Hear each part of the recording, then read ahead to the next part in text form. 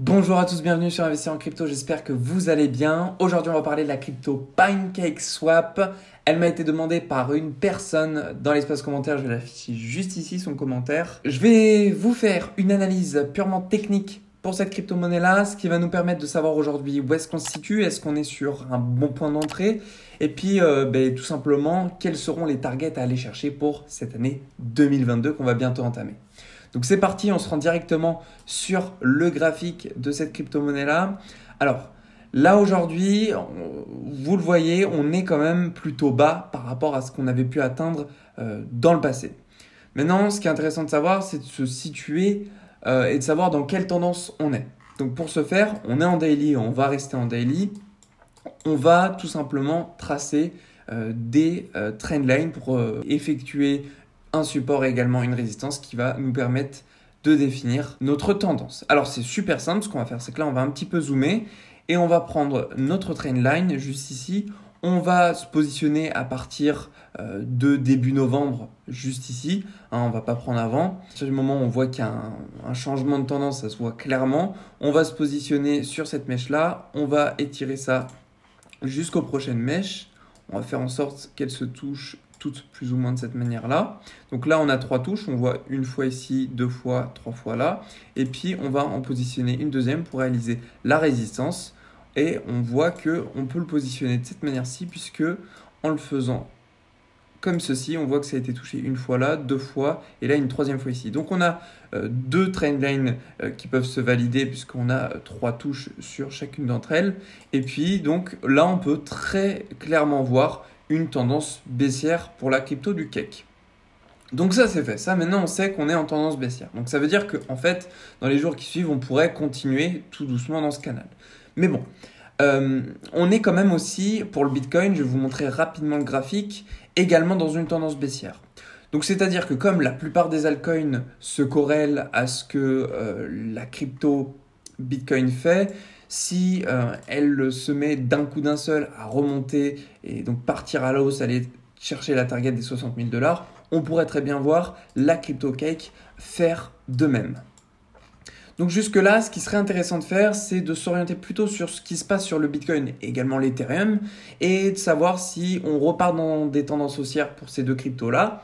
Et si oui, alors on pourrait peut-être effectivement casser ce canal baissier. Si on voit un petit peu les horizons plutôt long terme ou moyen terme, est-ce qu'aujourd'hui on est sur un point d'entrée plutôt intéressant si on a une allocation à mettre dans cette crypto? Et bien, pour analyser tout ça, ce qu'on va utiliser, ça va être simplement l'outil du retracement de Fibonacci. Pour ce faire, je vais le placer au plus bas, juste ici, au 0,2 $, et au plus haut, donc l'ATH qu'on avait pu vivre ici, vers le 30 avril, et puis c'était à la target de prix des 48 $ approximativement. Donc parti de là, on peut voir des zones très intéressantes. On peut également confirmer, si on n'est pas sûr de comment on a tracé l'outil du retracement de Fibonacci, vérifier si effectivement il y a des zones qui sont surveillées. Donc on peut le voir là, la zone des 0,786, elle a été touchée plusieurs fois ici. Et puis au niveau de la zone des 618 par exemple, juste là, on voit qu'on a pas mal stagné aussi. Juste ici et puis juste après. Là aussi, on a pas mal stagné et puis on a tendance à buter aussi sur cette zone-là en tant que résistance pour la zone des 0,5. Donc là, on peut effectivement se dire, ah, ce que j'ai tracé, c'est cohérent, ça va pouvoir nous donner des indications plutôt bonnes pour la suite. Donc là, ce que je vois, c'est que si je dézoome un petit peu, on peut voir que suite à ce qu'on a vécu, jusqu'à la hausse des 48 $, on a une grosse descente. Et on a été intégré cette zone-là, zone de 0,618 à 0,786. Cette zone-là est donc très intéressante pour beaucoup d'investisseurs. Parti de là, ça voudrait dire qu'en fait, sans se prendre trop la tête, on pourrait très bien se dire que c'est un très bon point d'entrée. Ce qui serait intéressant également de savoir, ce serait quels seront les targets à aller chercher pour 2022. Et bien, là, il y a deux choses super simples à effectuer. Déjà, ce à quoi on peut s'en tenir, c'est qu'on a déjà pu réaliser une super performance ici pour la première partie du bull run qu'on a vécu début d'année 2021. On a atteint les 48 $.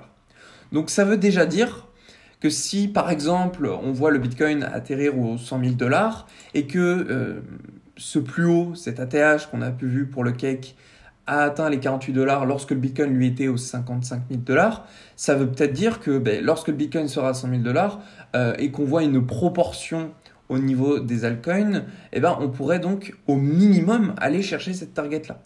Donc à partir d'aujourd'hui, si on essaye de regarder les performances qu'on pourrait réaliser, on pourrait faire à partir de maintenant, si on investit dans cette crypto, un 322%. Alors temporellement, ça ne veut pas dire qu'on les atteindra ces 322% dans 6 mois, on peut peut-être les atteindre dans 8 mois ou peut-être seulement dans 4 mois, mais on sait qu'on peut peut-être au minimum atterrir sur cette target-là. En tout cas, ça c'est la manière dont j'analyse les choses quand je réalise des investissements dans les crypto-monnaies. Alors, ensuite, là, ce que je peux me dire, c'est que ça c'est l'ancien ATH. Mais on pourrait très bien en réaliser un nouveau, avoir une seconde jambe haussière encore plus conséquente que celle qu'on avait pu avoir précédemment. De ce fait, ce que je peux réaliser, et c'est encore une fois super simple, je vais utiliser l'outil du retracement de Fibonacci. Je vais me placer ici au plus haut, donc l'ancien ATH qu'on a juste là, au plus bas qu'on peut enregistrer à ce moment-là. Et puis là, ce qui est intéressant, c'est d'analyser les extensions de Fibonacci. Donc là, on peut voir une extension Fibonacci extrêmement regardée, c'est la zone des 1.118, le nombre d'or, et ce sera probablement une target qu'on pourrait très bien aller chercher pour ce bull run qui aura sans doute lieu en 2022. Donc je vais vous mettre une petite étiquette ici et je vais mettre l'ancienne juste là. Donc ça, ce sont les deux targets auxquels on pourrait s'attendre pour la crypto du cake. Donc là, on a la target des 48 $ et celle des 70 $. Mais donc à partir d'aujourd'hui, comme on est à 11 $, ça nous ferait une performance de combien si on arrive à atteindre cette target des 70 $? Si on est là au 11,4 $, si on investit pile sur ce prix-là, ça voudrait dire qu'on pourrait réaliser une performance approximative de 518%. C'est-à-dire qu'on pourrait faire un x6 pour cette crypto-monnaie-là. C'est super intéressant. Je vais juste effacer tout ce que j'ai réalisé là, puisque j'ai oublié de vous dire quelque chose de super important selon moi. C'est que vous voyez ici, comme vous aviez pu le voir, une zone sur laquelle on rebondit très souvent, c'est la zone des 0.786 du retracement de Fibonacci, avec la trendline que je viens d'afficher. Et en fait, ce que je vois là, et c'est ce que je voulais vous montrer, mais j'ai complètement zappé, c'est qu'on a un super triangle de compression. Hop. On peut le dessiner de cette manière-là, juste là, comme ça.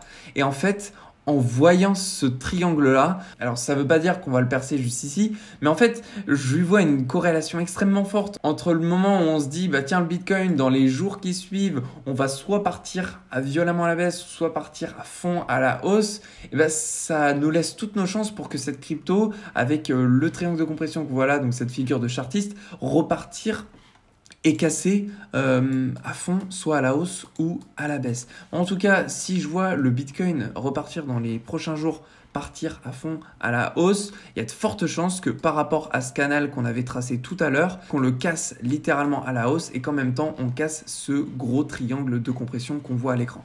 Et donc ça, ce serait une superbe nouvelle si ça s'exécute de cette manière-là.